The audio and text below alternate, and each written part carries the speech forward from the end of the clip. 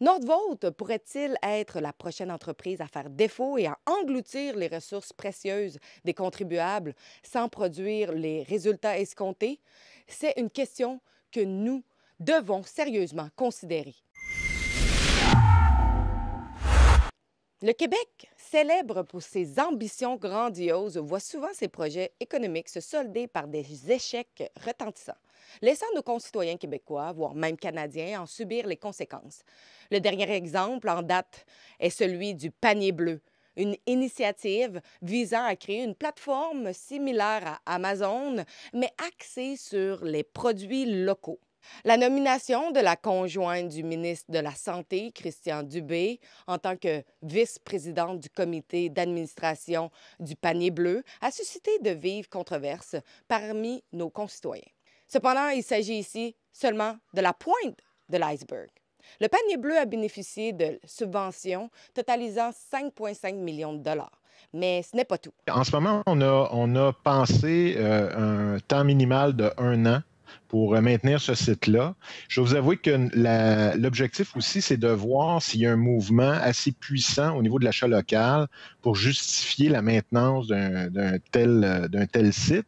Lors de sa transition d'organisme sans but lucratif à entreprise privée, le panier bleu s'est vu accorder une contribution financière supplémentaire de 22 millions de dollars sous la forme d'une souscription à des actions de la société plateforme Agora. Cette décision a été prise en juin 2022 par le ministre de l'Économie et de l'Innovation, Pierre Fitzgibbon, et a impliqué plusieurs partenaires, dont l'Investissement Québec, Desjardins Lightspeed et le Fonds de solidarité FTQ. En février 2024, alors que le gouvernement de François Legault a décidé de fermer le panier bleu, il a été estimé qu'un investissement supplémentaire de 20 millions de dollars aurait été nécessaire pour rendre la plateforme viable. Ainsi, le gouvernement a dû allouer apparemment 6 millions de dollars supplémentaires pour assurer une fermeture ordonnée de l'entreprise couvrant les indemnités de départ des employés, les paiements aux fournisseurs et le remboursement des commandes non livrées.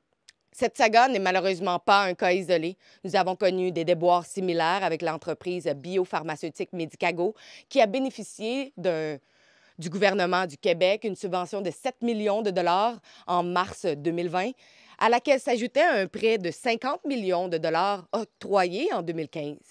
Pour ce qui est du fédéral, en octobre 2020, le premier ministre Justin Trudeau a annoncé un prêt de 173 millions de dollars à Medicago pour soutenir les essais cliniques de son vaccin anti-COVID et achever la construction d'une usine à Québec. De manière concomitante, Ottawa a conclu un accord pour l'achat de 76 millions de doses du vaccin COVID-FENS. Cependant, en mars 2022, l'Organisation mondiale de la santé a refusé l'utilisation du COVID-FENS en raison de la participation de Philip Morris, un fabricant de cigarettes, dans l'actionnariat de Medicago. Malgré cela, le gouvernement a accordé un prêt supplémentaire de 27 millions de dollars à Medicago, portant le soutien total à l'entreprise à 200 millions de dollars. Ces investissements massifs n'ont malheureusement pas abouti aux résultats escomptés. Medicago n'a pas livré une seule dose de vaccin contre la COVID-19 au gouvernement fédéral et a finalement fermé ses portes en février 2023. Cela soulève des questions critiques sur la gestion des fonds publics et l'efficacité de nos investissements. Maintenant, nous nous tournons vers un autre projet controversé, celui de Nordvolt, une entreprise suédoise qui construit une méga-usine de cellules de batterie en Montérégie. Le gouvernement du Québec s'engage à subventionner Nordvolt pour un montant total de 1,37 milliard de dollars, tandis que le gouvernement fédéral annonce une subvention allant jusqu'à 1,34 milliard de dollars. On nous accuse d'avoir changé les règles pour que Nordvolt puisse éviter un BAP, ce qui est faux. De plus, en février dernier, des informations de Radio-Canada ont révélé que des justifications scientifiques avaient été omises de l'analyse du projet Nordvolt autorisé par le ministère de l'Environnement du Québec. Ici au Québec, on se dote d'une procédure qui est en partie aléatoire et qui ne permet pas de donner de signaux avant 18, sinon 24 mois, ce qui est souvent le cas avec un BAP. C'est bien certain qu'une entreprise internationale comme Nordvolt va se laisser courtiser par d'autres. Apparemment, l'employé chargé de l'analyse avait exclu la plupart des références scientifiques qu'elle avait utilisées quelques mois plus tôt pour recommander le rejet d'un autre projet au même endroit. Pour étayer ses conclusions, cet employé avait cité 23 références, dont 9 articles scientifiques démontrant la valeur écologique du site et son impact néfaste sur l'environnement. Ces références et articles ont disparu pour le projet Nordvolt. Mais comme je dis, une loi pour moi et une loi pour eux, hein? Malgré les controverses entourant ce projet et les préoccupations concernant son impact sur l'environnement, ces investissements massifs se poursuivent. Il est temps que nous, en tant que société, réévaluons notre approche en matière de projets économiques et d'utilisation des fonds publics. Nous devons demander des comptes à nos dirigeants et exiger une transparence totale dans la gestion de nos ressources financières. Nous devons nous assurer que les projets économiques bénéficient réellement à notre société et ne se transforment pas en fiasco coûteux ou en corruption déguisée. Nordvolt pourrait-il être la prochaine entreprise à faire défaut et à engloutir les ressources précieuses des contribuables sans produire les résultats escomptés? C'est une question que nous devons sérieusement considérer.